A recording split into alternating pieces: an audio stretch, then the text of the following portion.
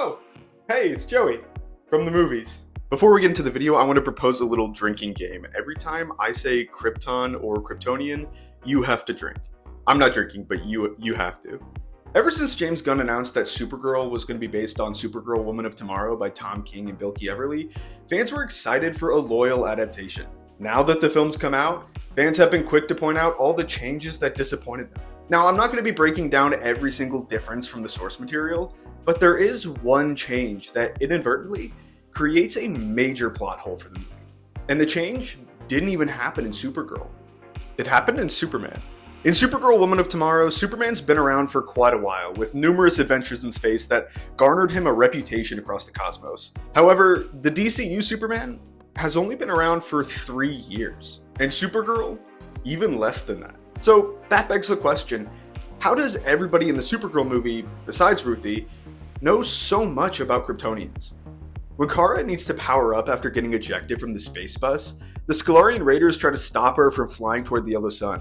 But how do the Skalarian Raiders know that Kryptonians get their powers from the Yellow Sun?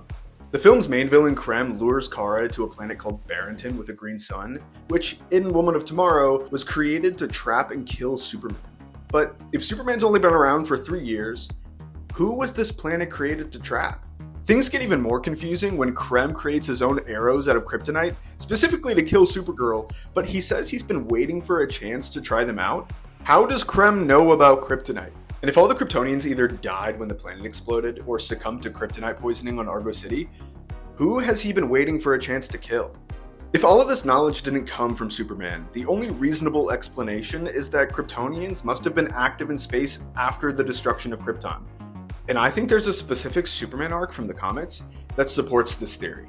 The third Kryptonian is a 3-issue arc from Superman 668 to 670, written by Kurt Busiek with art by Rick Leonardi, in which Superman finds a woman named Karsta War-Ul who reveals she was a member of the Kryptonian Stellar Navy under the command of General Zod's great-great-great-grandfather during the height of the Kryptonian Empire. Basically, generations before the birth of Kal-El, the military council ruled over Krypton and conquered planets across the universe that they called possession worlds. And many of these worlds orbited yellow suns. Eventually, the Kryptonians on Krypton decided that the Empire was immoral, tyrannical, and the power that they had under the Yellow Suns was corrupted. This all led to the Science Council winning an election over the Military Council and completely disbanding the Empire. All off-world Kryptonians were ordered to return to the planet, and all of the Imperial fleets were decommissioned. However, many, including Karsta, didn't want to give up their powers and refused to return to Krypton. Instead, they flew around as renegade Kryptonians, thinking that their godlike powers made them the top dogs of the universe. But they soon learned the rest of the universe feared them and wanted them dead for all the worlds their empire destroyed. So bounty hunters were commissioned to kill any of the surviving renegade Kryptonians. Some were killed, some returned to Krypton, and others, like Karsta, joined interstellar pirate bands and enjoyed plundering and killing helpless civilizations across the universe, just like any good colonizer would. Some of these renegade Kryptonians lived past the destruction of Krypton and were able to hide out on welcoming planets as anti-Kryptonian sentiment started to decline. And what I find really interesting about all the people that know so much about Kryptonians in the Supergirl movie is that they're all criminals. Ruthie, who is just an ordinary farm girl, believes that all the Kryptonians died when the planet exploded. That indicates that that's the accepted version of history. So why would only criminals know about Kryptonians? Because characters like Krem and the Skalarian Raiders operate in the same intergalactic criminal underworld that Karsta and the other surviving Kryptonian renegades became a part of. Suddenly, everything starts lining up. Why was Krem waiting for an opportunity to use kryptonite? Because if bounty hunters spent generations hunting Kryptonians, they would have used kryptonite. How did the Skalarian Raiders know the Yellow Sun gives Kryptonians powers? Because the Kryptonian Empire conquered worlds with yellow suns, and the Kryptonian renegades used the Yellow Sun's powers to wreak havoc on the universe. Who was Barrington made to trap if not Superman? Either the renegade Kryptonians or perhaps the Kryptonian Empire. I mean, what's a better trap than to trick planet conquerors to conquer a planet that would eventually kill them? After rereading the third Kryptonian and seeing how neatly its revised history fills in the movie's biggest plot hole, it stops looking like a plot hole at all and starts looking like implied yet intentional world building. And I have even more evidence. In the DCU, Krypton exists in a universe where interstellar public transportation exists. People are just flying around from planet to planet on spaceships. But none of the Kryptonians got on a spaceship and left Krypton before it exploded. Jor-El had to design his own rocket for Kal-El. So if Krypton was so advanced, why didn't they have space travel or access to the rest of the galaxy? As you might have guessed, this can also be explained by the third Kryptonian. After defeating the Military Council, the Science Council not only recalled all off-world Kryptonians and disbanded the entire Imperial fleet, but they banned space travel from Krypton altogether and isolated the planet from the rest of the universe.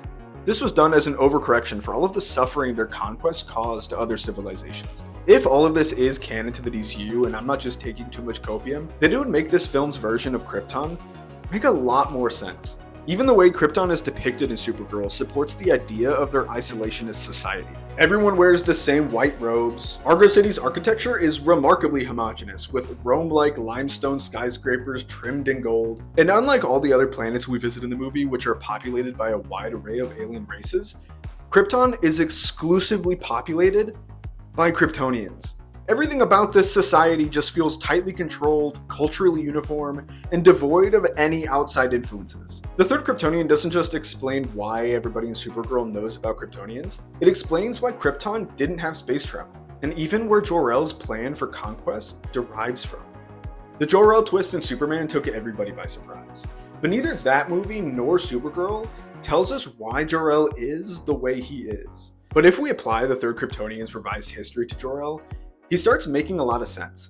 Not that I agree with him, just that from a story perspective, I think it makes sense. Kryptonian society would have spent generations associating space travel with the Empire's conquests, and Yellow Suns with its corrupting powers. So when Jor-El learns that Krypton is doomed, it makes perfect sense why, in his desperation, he would have fallen down the Kryptonian Empire Red Pill pipeline. Traditionally in the comics, Jor-El and the Science Council never saw eye to eye. Usually it's because they refused to believe his warnings that Krypton was about to explode, but because Jor-El was able to build a dome around Argo City, perhaps the Science Council disregarded Jor-El for a different reason. In the flashback scene of Krypton's doom, Zor-El and Allura are running for their lives, and Allura sees Kal-El's ship jettison into the sky and says, "There's that sweet boy your brother declared, conqueror of worlds." Allura's choice of words clearly carry a negative connotation about Jor-El's ideology. Obviously, any sensible person would be against conquering a planet. But Krypton's rejection of its former empire provides a more layered reason for why both El family's plans to save Krypton differ so dramatically. Zor-El is a preservationist. Unlike his brother, he wanted to preserve the society that kept him planet-bound. It isn't until everyone starts dying from kryptonite poisoning on Argo City that he decides to defect and build a ship to send Kara to Earth, where she'll be empowered by a yellow sun. I think there's a really interesting story hidden in the subtext of Supergirl about the rift that formed between Jor-El and Zor-El, and the third Kryptonian tells us why. If all of this isn't just my own headcanon, I think this makes the DCU's version of Krypton much richer and more nuanced than any version we've ever seen in live action before. Krypton was created to be a mirror to our current times, and serves as a cautionary tale about where our world might be headed if we aren't careful. The third Kryptonian only clarifies that reflection.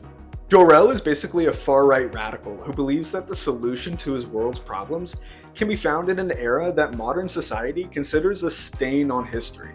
And Zor-El is the product of a broken system that he's been raised under, so he refuses to see beyond the world that he's familiar with. I choose to believe that the third Kryptonian was a major inspiration for the canon of the DCU's Krypton.